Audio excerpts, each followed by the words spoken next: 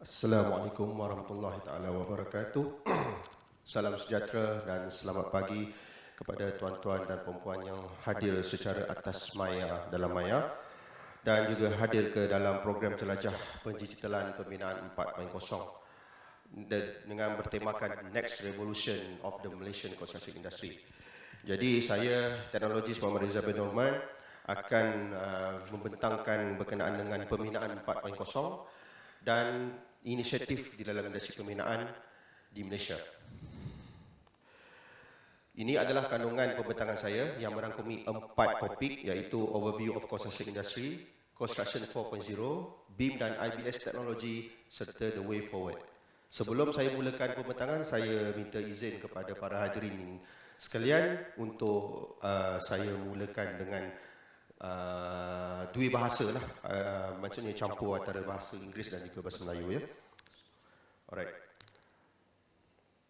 Kalau kita lihat daripada senario construction industri sekarang, kita pun sudah maklum bahawa sektor pembinaan pada masa kini merupakan sebagai pemangkin kepada pembangunan dan pertumbuhan ekonomi di Malaysia, yang mana ia adalah salah satu penyumbang utama kepada KPDNK Malaysia sebanyak 4%, dan pada masa yang sama sektor pembinaan juga mempunyai kesan peganda multiplier effect kepada lebih 196 industri yang bergantung kepadanya, dan pada masa yang sama juga dengan kesan peganda ini ia telah menyumbang sebanyak 9.5% peluang pekerjaan kepada industri pembinaan dan meningkatkan sosioekonomi negara.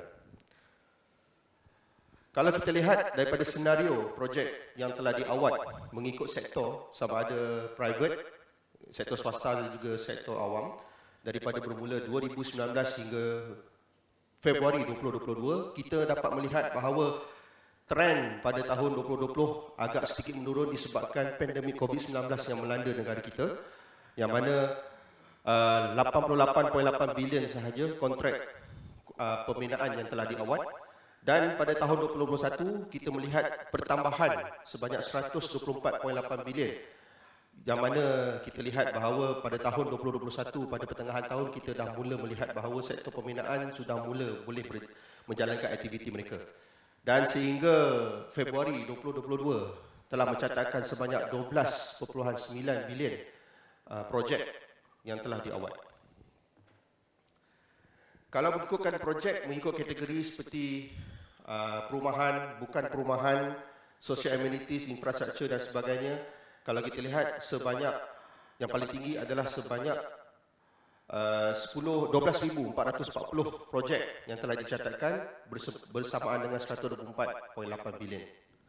Dan pada 2022 sebanyak 903 projek yang telah diawat. Mengikut projek yang telah diawat mengikut negeri, kita boleh lihat bahawa Selangor adalah penyumbang utama kepada jumlah projek yang tertinggi, manakala Kuala Lumpur adalah tangga yang kedua tertinggi, dan yang paling sedikit adalah di Negeri Perlis lah. Dan pada sehingga Februari 2022, kita boleh melihat bahawa sebanyak 64,745 kontraktor G1 telah berdaftar di bawah CIDB. Dan kalau kita lihat berbanding dengan G1 sampai G7, G1 adalah orang kata kontraktor yang paling ramai lah, sebanyak 50%, dan penyumbang yang kedua adalah G2 18%, dan G7 adalah penyumbang kepada 7% sahaja. Okey, saya beralih kepada Construction 4.0. Okey. Semasa pembangunan Pelan Strategik Construction 4.0 ini, beberapa benchmarking CIDP telah laksanakan, yang mana kita telah merujuk beberapa pelan strategik di seluruh dunia. Kalau kita lihat di Kanada, mereka telah memperkenalkan Build Smart Canada Building Strategy, yang mana agenda digital transformation sedang pun dilaksanakan. Di Ireland terdapat roadmap of digital transition. Scotland, the Scottish Construction Industry Strategic 2019 hingga 2022. Di United Kingdom terdapat dua plan, iaitu Build Environment 2050 dan juga United Kingdom Construction 2025 Industrial Strategy. Di Hong Kong, Construction 2.0, dan juga negara jiran kita, Singapore, The Construction Industry Transformation Map, ITM. Kesemua plan strategik ini yang dilaksanakan di seluruh dunia adalah menjurus kepada pendigitalan pembinaan. Yang mana program-program yang dilaksanakan adalah untuk memastikan construction industry berubah ataupun transform ke arah digital construction. Seperti yang diwar-warkan oleh Timbalan Ketua Eksekutif 2 sebentar tadi, dokumen Construction 4.0 Strategic Plan 2021-2025 telah pun dilancarkan pada 17 November 2020 oleh Menteri Kanan Kerja Raya bersempena dengan penganjuran International Construction Week Conference. Untuk makluman para hadirin sekalian, strategi Plan Construction 4.0 ini adalah menyokong wawasan kemakmuran bersama yang telah digariskan oleh kerajaan, di mana wawasan kemakmuran bersama 2030 telah menggariskan inisiatif-inisiatif untuk memastikan negara beralih ke arah industri revolution 4.0. Yang mana Construction 4.0 adalah menyokong kepada digital economic blueprint, dasar 4IR, Plan Strategi Organisasi Kementerian Kerja Raya, National Construction Policy 2030 NCP, Malaysia Smart City Framework, Dasar Perumahan Negara, Industry Forward dan MyST 1010. Yang mana plan ini menyokong ke arah kewawasan kemakmuran bersama yang mana ianya selaras dengan agenda kerajaan Malaysia untuk mentransformasikan industri ke arah revolusi 4.0. Mengikut kepada strategic plan CR 4.0 yang telah digariskan, kalau kita lihat transformasi pada dahulu kala sehingga kini, construction pada 1.0 pada dahulu adalah penggunaan manual ataupun mechanization. Sebagai contoh, saya bagi pendekatan yang lebih mudah adalah seorang pereka ataupun pelukis plan. Pada ketika dahulu, construction 1.0, pelukis plan hanya melukis lukisan pembinaan secara manual. Apabila Construction 2.0 menjelang masuk ke dalam Malaysia, penggunaan semi-automation atau kita kata penggunaan human and machine mula berubah. Yang mana pelukis plan ini tak perlu melukis secara manual dan menggunakan perisian 2D CAD untuk melukis plan di dalam perisian komputer. Dan seterusnya, Construction 3.0 yang mana penggunaan automation. Penggunaan automation ini yang memastikan elemen internet base atau software fully automation diguna pakai. Sebagai contoh, software building information modeling atau 3D drawing. Yang mana daripada 2D lukisan pembinaan dihasilkan kepada 3D lukisan pembinaan. Ini menunjukkan transformasi yang lebih dekat agar ianya lebih mudah dilaksanakan.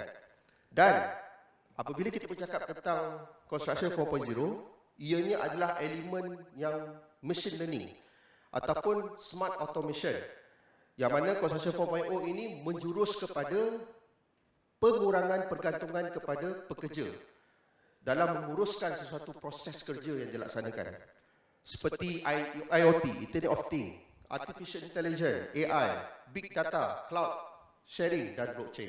Ini adalah inisiatif-inisiatif yang mampu dan boleh dilaksanakan di dalam construction industri kita supaya ianya selaras dengan agenda negara, iaitu industri revolusi 4.0. Antara misi dan visi Construction 4.0 yang telah dihalaikan adalah visi adalah kita nak menjadi leading country sebagai leading dalam pelaksanaan construction 4.0 di Southeast Asian region. Dan misi kita pula adalah untuk mentransformasikan construction industri Malaysia ini dengan penggunaan smart construction untuk future society. So ini misi dan visi plan strategik Construction 4.0. Seperti yang tuan-tuan sedia maklum, di dalam plan strategik ini terdapat 4 pilar atau strategic thrust yang telah digariskan. Yang pertama adalah building capacity, research, innovation, commercialization and entrepreneurship, RISE. Yang ketiga, smart integrated technology, innovation dan infrastructure. Dan yang terakhir adalah enhanced business environment. Di mana keempat-empat strategi trust ini merujuk kepada strategi objektif yang telah digariskan. Yang pertama, building capacity, yang mana kita memastikan bahawa kita perlu menyediakan tenaga kerja yang berkemahiran di dalam bidang construction 4.0. Dan pada masa sama, kita perlu mewujudkan mekanisme bagi menyokong inovasi dan juga penggunaan teknologi tinggi. Itu adalah di building capacity. Pada masa sama, tidak dilupakan, R&D adalah elemen yang cukup penting untuk memastikan produk-produk berasaskan teknologi tinggi dapat dikomersialkan.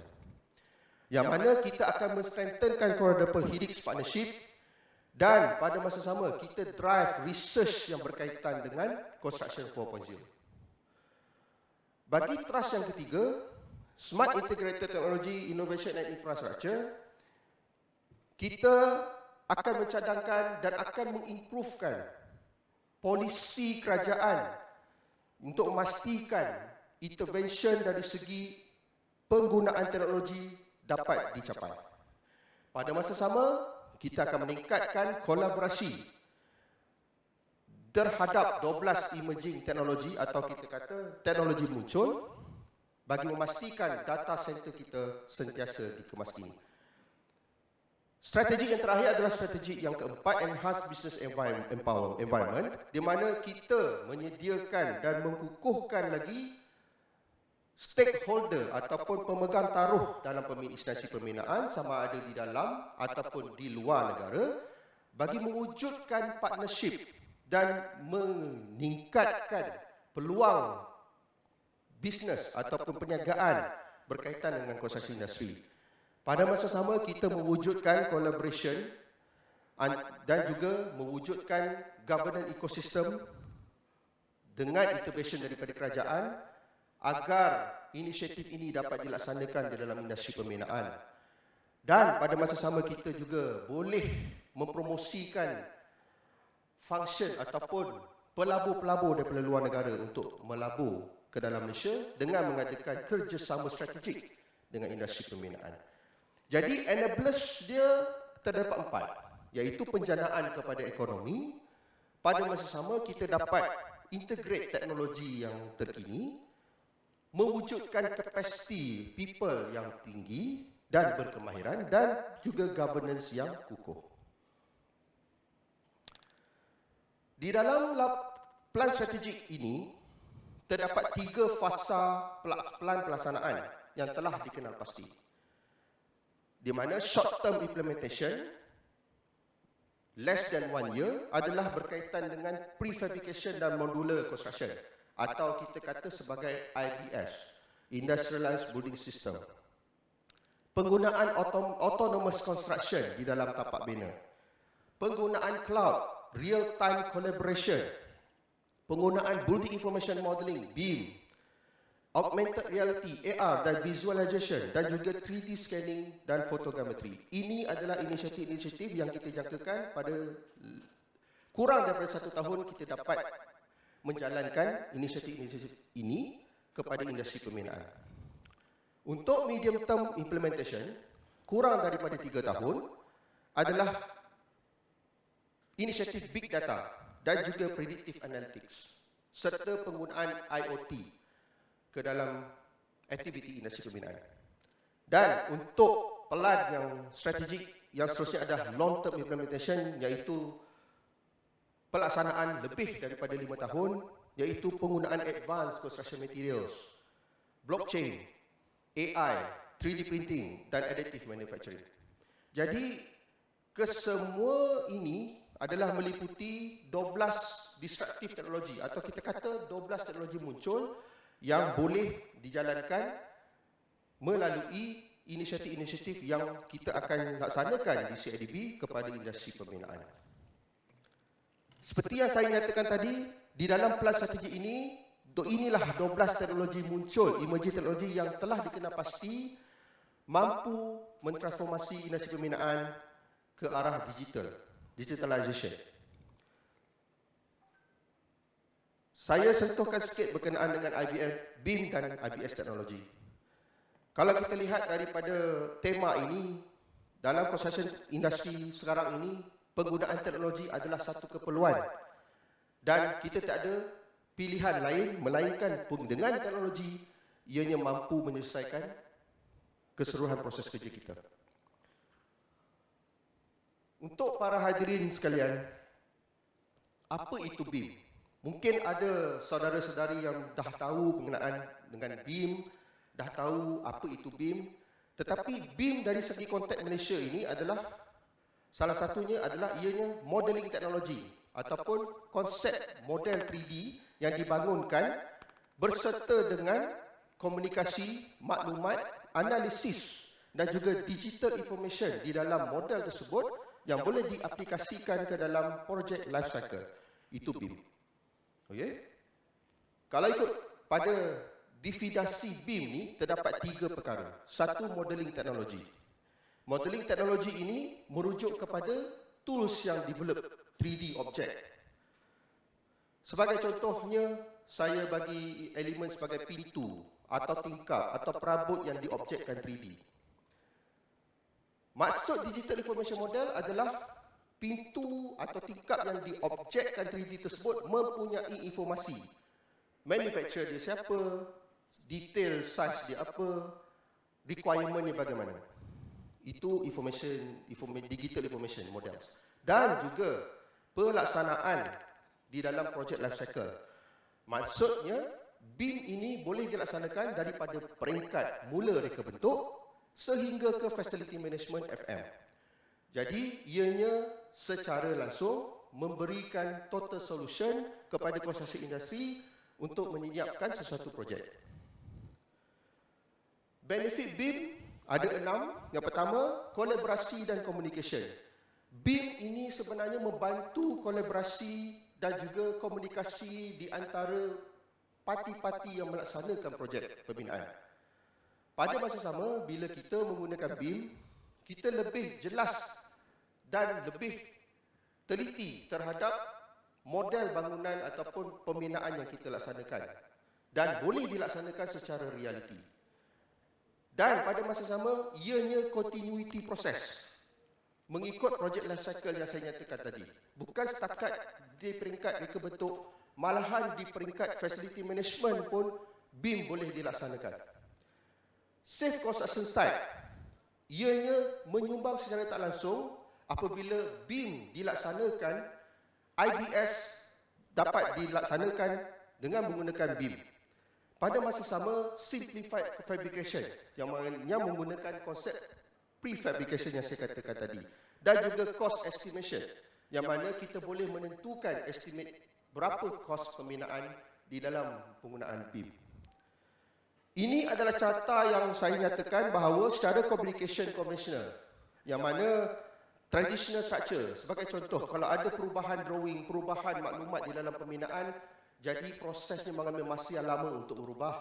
Tetapi dengan menggunakan BIM, segala live data boleh dilihat oleh semua parti yang menggunakan BIM.